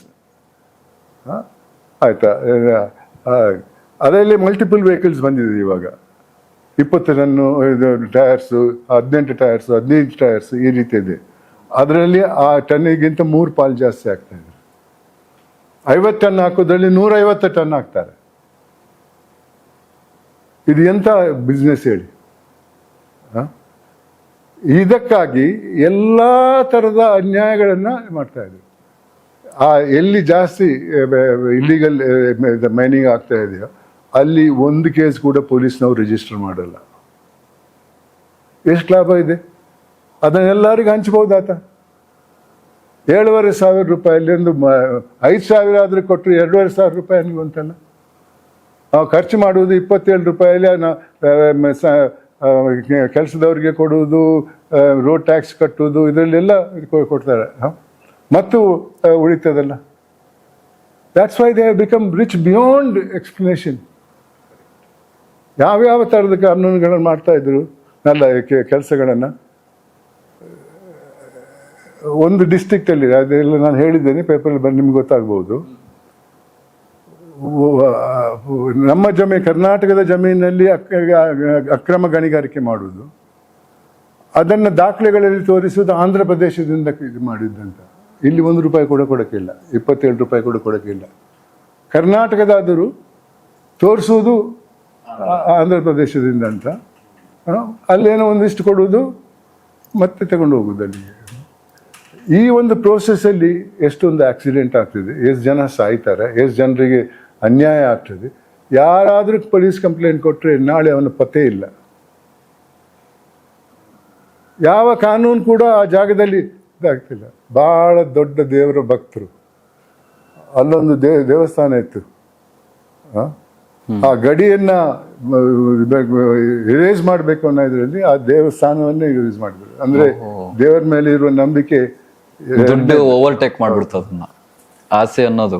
ಅದೇ ಎಲ್ಲರೆಲ್ಲ ಅದೇ ಸ್ವಾಮಿ. ನಾನು ನೋಡಿದ್ದೇನೆ ಈ ದುರಾಸೆ ಯಾವ ಕಾರಣ. ನೀವು ಯಾವ ಕೇಸೇ ತಗೊಳ್ಳಿ, ಅದರಲ್ಲಿ 75% ದುರಾಸೆನೆ. Correct. This is the whole problem. So ನಾವು ಸೆಂಟ್ರಲ್ ಗೌರ್ಮೆಂಟ್ ಇಡಿ ಅನ್ನೋದನ್ನ ಒಂದು ಫಾರ್ಮ್ ಮಾಡಿದೆ. ಸೊ ಇಡಿ ಇವಾಗ ತುಂಬಾ ಕಡೆ ರೈಡ್ಸ್ ಮಾಡ್ತಿದೆ, ಬಟ್ ಅದ್ರ ಬಗ್ಗೆನೇ ತುಂಬಾ ಸ್ಪೆಕ್ಯುಲೇಷನ್ಸ್ ಇದೆ. ಕೋರಿಲೇಟ್ ಮಾಡಿದಾಗ ಯಾವುದೋ ಒಂದು ಕೇಸ್ ಆಯ್ತಪ್ಪ ಅಂದ್ರೆ ಅವ್ರ ಮೇಲೆ ಇಮಿಡಿಯೇಟ್ ಆಗಿ ಇಡಿ ರೇಟ್ಸ್ ಎಲ್ಲ ಆಗ್ತಿದೆ. ಸೊ ನಿಮ್ಮ ಒಪಿನಿಯನ್ ಏನು ಈಗ ಇಡಿ ಅನ್ನೋ ಫಾರ್ಮೇಶನ್, ಆ ಒಂದು ಬೋರ್ಡ್ ಫಾರ್ಮೇಶನ್ ಬಗ್ಗೆ? ಅಂಡ್ ಇದಕ್ಕೆ 50% ಅಂತ ಹೇಳ್ತೇನೆ ನಾನು. ನಿಜ, ಕೆಲವೊಂದೆಡೆಯಲ್ಲಿ ಇನ್ನೊಬ್ಬರ ಮೇಲೆ ವೈರಿ ಅಥವಾ ಇಟ್ಕೊಂಡು ಅವ್ರ ಮೇಲೆ ಸುಳ್ಳು ಕೇಸ್ ಹಾಕಿದ್ದಾರೆ. ಆದರೆ ಅದಕ್ಕಿಂತ ಜಾಸ್ತಿ ಪವರ್ಫುಲ್ ಪರ್ಸನಾಲಿಟಿ ಇದ್ದಾರಲ್ಲ, ಅವರನ್ನು ಇತ್ತೀಚೆಗೆ ಶುರುವಾದ ದಾಳಿ ಮಾಡೋದು. ಯಾಕಂದರೆ ಇಷ್ಟು ವರ್ಷ ಒಂದೇ ಪೊಲಿಟಿಕಲ್ ಪಾರ್ಟಿ ಇತ್ತಲ್ಲ, ಇವಾಗ ಇನ್ನೊಂದು ಪೊಲಿಟಿಕಲ್ ಪಾರ್ಟಿ ಒಂದು. ನಿಜ, ಆ ಹೊಸ ಪೊಲಿಟಿಕಲ್ ಪಾರ್ಟಿಯವರು ತಮ್ಮವ್ರ ಮೇಲೆ ದಾಳಿ ಮಾಡ್ತಾ ಇಲ್ಲ. ಆದರೆ ವಿರೋಧ ಪಕ್ಷದ ಮೇಲೆ ನಿಜ ಇದ್ರ ಮೇಲೆ ಇನ್ಫಾರ್ಮೇಶನ್ ಮೇಲೆ ಮಾಡ್ತಾ ಇದ್ದಾರೆ. ಅದನ್ನು ಇಲ್ಲ ನಾವು ವಿರೋಧ ಪಕ್ಷದವರು ಅಂತ ನಮ್ಮ ಮೇಲೆ ದಾಳಿ ಮಾಡ್ತಾ ಇದ್ದಾರೆ. ಇಲ್ಲ, ಅವರು ಒಂದೇ, ಅವ್ರ ಪಕ್ಷದವರು ಬೇರೆ ಇದ್ದಾರೆ, ಅವ್ರ ಮೇಲೆ ದಾಳಿ ಆಗಿಲ್ಲ ಇನ್ನು. ದಿಸ್ ಇಸ್ ಎಲ್ಲ ಪರ್ಸನಲ್. ಇದು ನಿಮಗೊಂದು ಪವರ್ ಸಿಗುತ್ತೆ ಸರ್ ಅನ್ಕೊಳ್ಳಿ, ಓಕೆನಾ? ನಿಮಗೊಂದು ಪವರ್ ಸಿಗುತ್ತೆ where you can change any one thing in Indian constitution. ನಮ್ಮ ಕಾನೂನಿನಲ್ಲಿ ಅಥವಾ ಕಾನ್ಸ್ಟಿಟ್ಯೂಷನ್ನಲ್ಲಿ ಯಾವುದಾದ್ರೂ ಒಂದನ್ನ ಮಾತ್ರ ನಿಮಗೆ ಚೇಂಜ್ ಮಾಡುವಂಥ ಪವರ್ ಸಿಕ್ಕರೆ ನೀವು ಏನನ್ನ ಚೇಂಜ್ ಮಾಡ್ತೀರಾ? So that it reflects 100 years of India. ಮೊದಲಾಗಿ I will cancel reservation. Very nice. ಇದು ಬಾಬಾ ಸಾಹೇಬ್ ಅಂಬೇಡ್ಕರ್ ಅವರು ಮಂತ್ರಿ ಆಗಿದ್ದಾಗ ಅವ್ರು ಹೇಳ್ತಾರೆ, ನನ್ನ ಸಮುದಾಯದವರು ಹಿಂದಿನ ಕಾಲದಲ್ಲಿ ವಿದ್ಯೆಯಿಂದ ಅನರ್ಹರಾಗಿದ್ದರು, ಅದರಿಂದಾಗಿ ನನ್ನ ಸಮುದಾಯದವರಿಗೆ ಇವತ್ತು ಕೂಡ ಯಾವುದೇ ಸರ್ಕಾರಿ ಹುದ್ದೆಯಲ್ಲಿ ಬರೋಕ್ಕೆ ಕಷ್ಟ ಆಗ್ತಾ ಇದೆ. ಸರ್ಕಾರಿ ಹುದ್ದೆ ಅಂದರೆ ಒಂದು ಪರ್ಮನೆಂಟ್ ಜಾಬ್, ಯಾರಾದರೂ ಒಂದೇ ದಿವಸದಲ್ಲಿ ಡಿಸ್ಮಿಸ್ ಮಾಡೋಕ್ಕಾಗಲ್ಲ. ಅದರಿಂದ ಎಲ್ಲರಿಗೂ ಸರ್ಕಾರಿ ಹುದ್ದೆಯಲ್ಲಿ ಬೇಕಂತಿದೆ. ಆದ್ದರಿಂದ 10 ವರ್ಷ ಕಾಲಕ್ಕಾಗಿ ರಿಸರ್ವೇಷನ್ ಕೊಡಿ ಅಂತ ಹೇಳಿದರು ಬಾಬಾ ಸಾಹೇಬ್ ಅಂಬೇಡ್ಕರ್. 10 ವರ್ಷಕ್ಕೆ ಮಾತ್ರ. ಇವಾಗ ಆ 10 ವರ್ಷ ಹೋಗಿ 60-70 ವರ್ಷ ಆಗ್ತಾ ಬಂತು. ಇವಾಗ ಕಮ್ಮಿ ಆಗಿಲ್ಲ, ಜಾಸ್ತಿ ಆಗಿದೆ. ಒಂದು ಸಮುದಾಯದ ಜೊತೆ ಒಳ ಸಮುದಾಯವನ್ನು ಕೂಡ ಸೇರಿಸಿದ್ದಾರೆ. ಜಾಸ್ತಿನೇ ಆಗಿದೆ. ಇವತ್ತು ಸುಪ್ರೀಂ ಕೋರ್ಟ್ ಜಡ್ಜ್ಮೆಂಟ್ ಪ್ರಕಾರ ಕೂಡ 50% ವರೆಗೆ ರಿಸರ್ವೇಷನ್ ಮಾಡ್ಬೋದು ಅಂತ ಹೇಳಿದ್ರು. ಏನು ಮಾಡ್ತೀರಿ ನೀವು? 50% ಸುಪ್ರೀಂ ಕೋರ್ಟ್ ಜಡ್ಜ್ ರಿಸರ್ವೇಷನ್ ಕೊಡ್ತೀರಾ? This article of reservation is 100% opposed to Article 14 of equality. ನೀವು ರಿಸರ್ವೇಷನ್ ಕೊಟ್ಟರೆ ಇಕ್ವಾಲಿಟಿ ಎಲ್ಲಿದೆ? ಎಕ್ಸಾಕ್ಟ್ಲಿ. ಇಷ್ಟು ಸಮಯ ಅವ್ರಿಗೆ 70 ವರ್ಷದಲ್ಲಿ ಅವರು ಈ ನಮ್ಮ ಜೊತೆ ಮಿಕ್ಕಿದವರ ಜೊತೆ ಆ ಮಟ್ಟಕ್ಕೆ ಬರೋಕ್ಕೆ ಸಾಧ್ಯವೇ ಆಗದೆ ಇದ್ದರೆ ಇನ್ನು 75 ವರ್ಷ ಬರ್ತಾರ? ಇವತ್ತು ಯಾರಿಗೆ ಆ ರಿಸರ್ವೇಷನ್ ಹೋಗೋದು? ನ್ಯಾಯಾಧೀಶರ ಮಕ್ಕಳಿಗೆ, ರಾಜಕಾರಣಿಗಳ ಮಕ್ಕಳಿಗೆ, IAS IPS ಅಧಿಕಾರಿಗಳ ಮಕ್ಕಳಿಗೆ. ಆ ಸಮುದಾಯದವರು ಪಾಯ್ಖಾನೆ ಕ್ಲೀನ್ ಮಾಡ್ತಾ ಇದ್ರು, ಅಲ್ಲೇ ಹೋಗ್ಬೇಕು, ಅಲ್ಲಿಂದ ಎಲ್ಲೂ ಹೋಗಿಲ್ಲ. ಇದು ಏನಿದ್ರೆ ಅರ್ಥ? ರಿಸರ್ವೇಷನ್ ಅಂದರೆ ಏನು? Reservation, contrary to the law of equality, according to me, is a total unwanted law. Correct. This is the first thing. There are many other things are there and all, but I would say the first thing that the government should do is take away this reservation. ಅವರಿಗೆ ಬೇಕಾದ ಬೇರೆ ಕೆಲಸ ಕೊಡಿ. ಎಲ್ಲಿ competition ಇಲ್ವೋ ಅಲ್ಲಿ ಕೊಡಿ. ಇವತ್ತೆಲ್ಲ ಕಡೆ ಇದೆ ಕಾಂಪಿಟಿಷನ್ನು, ಆದರೆ ಅವರು ಬರಬೇಕು. ಇನ್ನೂ ಅವ್ರನ್ನ ಸುಧಾರಣೆ ಆಗಲಿಲ್ಲ ಅಂತ ಅವ್ರು ಅವ್ರ ಸಮುದಾಯದವ್ರು ಹೇಳ್ತಾ ಇದ್ದಾರೆ. ಇಲ್ಲ, ನಾವು ಎಲ್ಲಿದ್ವಿ ಅಲ್ಲೇ ಇದ್ದೇವೆ ಅಂತ. ಮತ್ತು ಮಿಕ್ಕಿದವರಿಗೆ ಕೊಟ್ಟಿಲ್ಲ ರಿಸರ್ವೇಷನ್ ಇಷ್ಟು ವರ್ಷ. ಅವರೆಲ್ಲೋದ್ರು? ಅವ್ರ ಮಕ್ಕಳು ಇವಾಗ ಎಲ್ಲಿದ್ದಾರೆ? ದೊಡ್ಡ ದೊಡ್ಡ ಹುದ್ದೆಯಲ್ಲಿದ್ದಾರೆ. ನಿಮ್ಮ ಮಕ್ಕಳು ಹೋಗಿಲ್ಲ, ಯಾಕಂದರೆ ನಿಮಗೆ ಇದನ್ನೇ ಚಾನ್ಸೇ ಕೊಟ್ಟಿಲ್ಲ. Correct. According to me, this is total illegality in the constitution, imaginable thing. So ನೀವು ನಿಮಗೆ ನಾರ್ತ್ ಕರ್ನಾಟಕ ಫ್ಯಾಮಿಲಿಯರ್ ಆಗಿದೆಯಾ? ನೀವು ಇಲ್ಲ. ಅಷ್ಟೊಂದಿಲ್ಲ. But still I have one question. ನಮ್ಮ ಕರ್ನಾಟಕದ GDP ಯಲ್ಲಿ north Karnataka almost 26 to 27% contribution ಇದೆ, ಓಕೆನಾ? But still politicians they completely ignore north Karnataka in terms of development. I would put it this way. The politicians are totally favoring the others. Constitution or the law doesn't provide for it's it. Not about the constitution, because ಈಗ ನಮ್ಮ ಹೊಸ ಮುಖ್ಯಮಂತ್ರಿ, if you look at his speeches or any interviews, ಅವರಿಗೆ ಬೆಂಗಳೂರು ಬಗ್ಗೆ ಒಂದು ಕನಸಿದೆ, ಬೆಂಗಳೂರು ಬಗ್ಗೆ ಒಂದು vision ಇದೆ, ಒಂದು ರೋಡ್ ಮ್ಯಾಪ್ ಇದೆ, ಎಲ್ಲ ಇದೆ. ಅವ್ರು ಬೆಂಗಳೂರಿಗೆ ಮುಖ್ಯಮಂತ್ರಿನ ಅಥವಾ ಕರ್ನಾಟಕಕ್ಕೆ ಮುಖ್ಯಮಂತ್ರಿನ ಅನ್ನೋದು ನನಗೆ ಪರ್ಸನಲ್ ಡೌಟ್ ಇದೆ. ಆ ರೀತಿ ಆಗ್ತಿದೆ. ಸೊ ಏನಾಗೋಗ್ತಿದೆ ಅಂದ್ರೆ ಕರ್ನಾಟಕ ಅಂದ್ರೆ ಬರೀ ಬೆಂಗಳೂರಪ್ಪ. ಈಗ ಹಾಗಾದ್ರೆ ನಿಮ್ಮ ರೆಪ್ರೆಸೆಂಟೇಟಿವ್ ಏನ್ ಮಾಡ್ತಾ ಇದ್ದಾರೆ? ಎಕ್ಸಾಕ್ಟ್ಲಿ. ಕೊಡಿ, ರಾಜೀನಾಮೆ ಕೊಡಿ, ನಮ್ಮ ಊರದ ಕಡೆ ಏನು ಆಗಿಲ್ಲ, ಉದ್ಧಾರ ಆಗಿಲ್ಲ ಅಂತ ಹೇಳಿ ಕೊಡಿ. ಅವರು ಅಲ್ಲೇ ಕೂತ್ಕೊಂಡು ಬೇರೆಯವ್ರಿಗೆ ಮಾಡ್ತಾ ಇದ್ದಾರೆ. ನಿಮ್ಮ ರೀಜನಲ್ ಇದೆ, ಅವ್ರಿಗೆ ಇಲ್ಲ. ಲೋಕಲ್ ನಮ್ಮ MLA. ಹೌದು, ಇವರು ಒಬ್ರು ಆಗಿಬಿಟ್ಟು ಇವಾಗ ಮುಖ್ಯಮಂತ್ರಿ ಇವಾಗಾದ್ರು, ಅದಕ್ಕಿಂತ ಮೊದಲು ಕೂಡ ಇದೆ ಬೆಂಗಳೂರು ಡೆವಲಪ್ಮೆಂಟ್ ಅಂತ ಮಾತಾಡ್ತಾರೆ. ಅವ್ರಿಗೆ ಕರ್ತವ್ಯ ಇರ್ಬೋದು, ಯಾಕಂದ್ರೆ ಅಲ್ಲಿಂದ ಚುನಾಯಿತರಾದ್ರು ಅವರು. ಮಿಕ್ಕಿದವ್ರು ಯಾಕೆ ಮಾತಾಡಲ್ಲ? Hubli development, Dharwad development, Belgaum development ಯಾಕಾಗಲ್ಲ? So it is a total failure of the system of the representative who is there. ಅದು ಅಧಿಕಾರ ಸೇಮ್, ಮುಖ್ಯಮಂತ್ರಿ ಆದ್ರೂ ಒಂದೇ, ಪವರ್ ದುರ್ಬಳಕೆ ಮಾಡ್ಬೋದು, ಇಲ್ಲ ಅನ್ನಲ್ಲ. But he is doing something which is far superior to what others are doing. Why should he be allowed to develop only Bangalore when the other development is not allowed? Yes.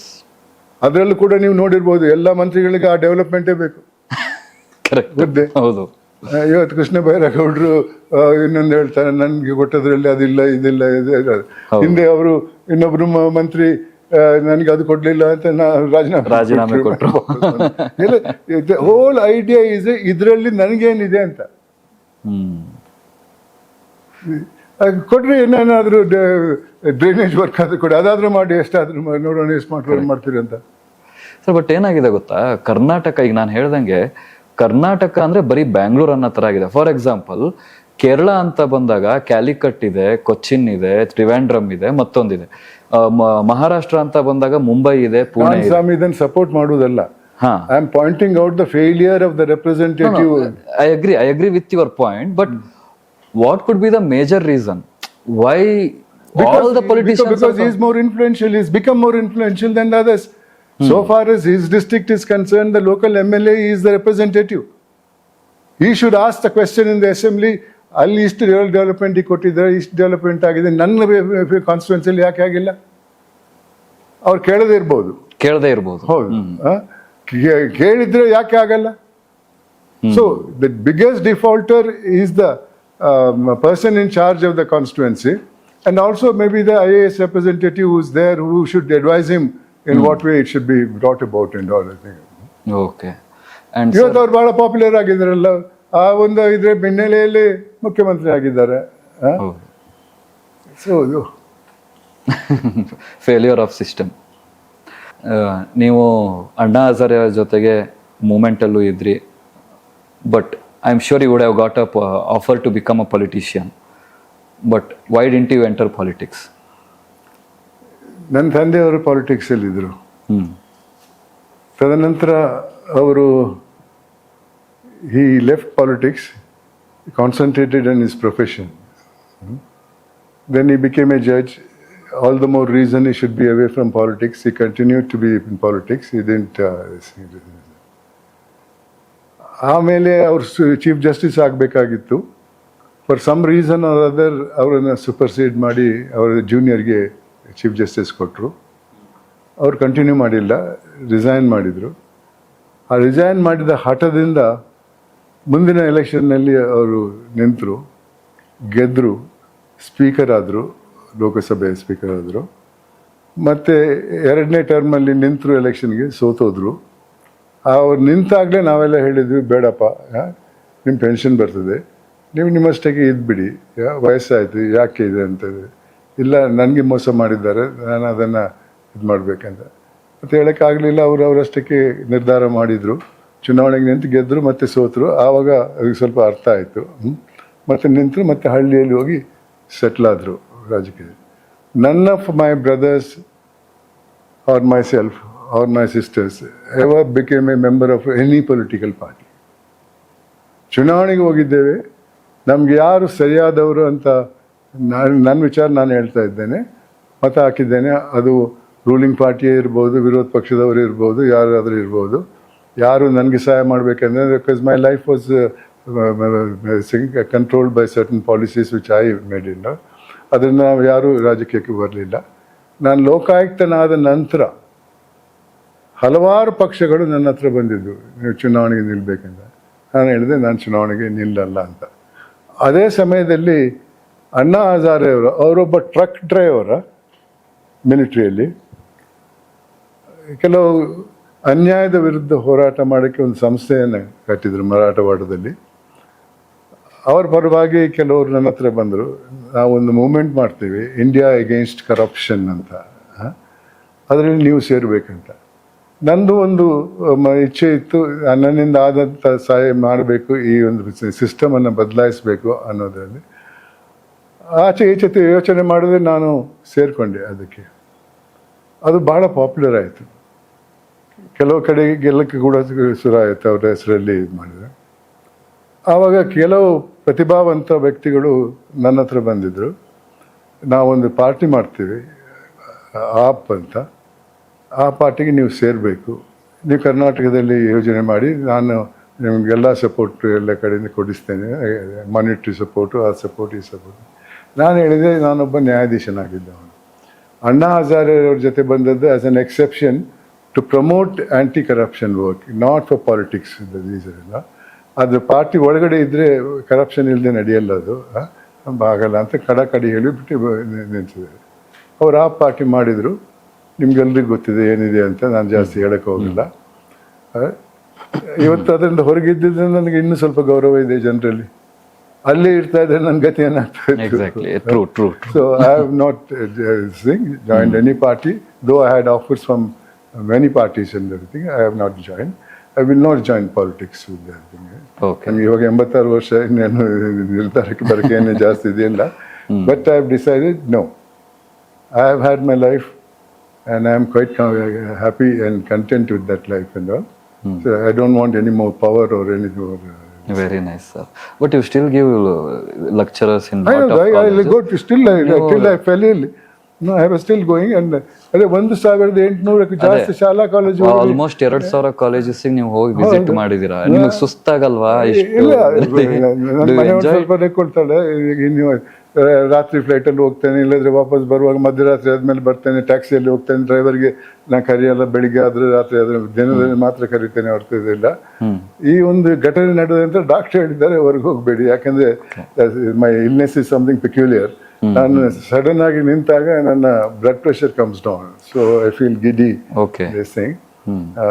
ಎಲ್ಲೂ ಹೋಗ್ಬಾರ್ದು, ಅರ್ಜೆಂಟಲ್ಲಿ ಹೋಗ್ಬೇಕಾದ್ರೆ ಯಾರನ್ನಾದ್ರು ಕರ್ಕೊಂಡು ಹೋಗಿ ಅಂತ ಹೇಳಿದ್ದಾರೆ. ನಾನು ಹೇಳಿ ಬೇಡಪ್ಪ ಅಂತ ಸುಮ್ಗಿದ್ದೇನೆ. I am not interested now with the thing. But when I my sing is over, I will most likely I will accept invitation, at least in Bangalore. May not be beyond that thing. ₹1 ಯಾರ ಕೈಯಿಂದ ತಗೊಂಡಿಲ್ಲ. ನನ್ನ ಇದರಲ್ಲಿ ನಾನು save ಮಾಡಿದ ಹಣದಿಂದಲೇ I travel by air wherever the air is this thing. Otherwise I use my car and go with the thing. ಟ್ರೈನಲ್ಲಿ ಬಸ್ಸಲ್ಲಿ ಹೋಗಲ್ಲ. ಅಂಡ್ ನೀವು ತುಂಬಾ ಟ್ರಾವೆಲ್ ಫ್ರೀಕ್ ಒಂದು ಕಾಲದಲ್ಲಿ. ಹೌದು, ನಿಜ. ತುಂಬಾ ಟ್ರಾವೆಲ್ ಮಾಡಿದ್ರೆ. Which is your favourite country? I love travelling. Which is your favorite destination? Which is your favorite? Well, I think as others also would say, Switzerland is the best place to go. Okay. But other places also, ಎಲ್ಲ ಕಡೆ ನೀವು difference ನೋಡ್ಬೇಕಾಗ್ತದೆ. ಕೆಲವು ಕಡೆ ಸೌಲಭ್ಯಗಳು ಜಾಸ್ತಿ ಇರ್ತದೆ, ಕೆಲವು ಕಡೆ ಏನೂ ಇರಲ್ಲ. ಬಟ್ ದೆನ್ ಅದು ನೋಡಿದೆ ಇದು ನೋಡಿದೆ ಅಂತ ಆಗ್ತಲ್ಲ. I have been to highly developed countries, hardly developed countries, I think, but enjoyed. Both myself and my wife used to travel. Sir, thank you so much for God bless you. accepting our invitation and spending time with me. Thank you so much, sir.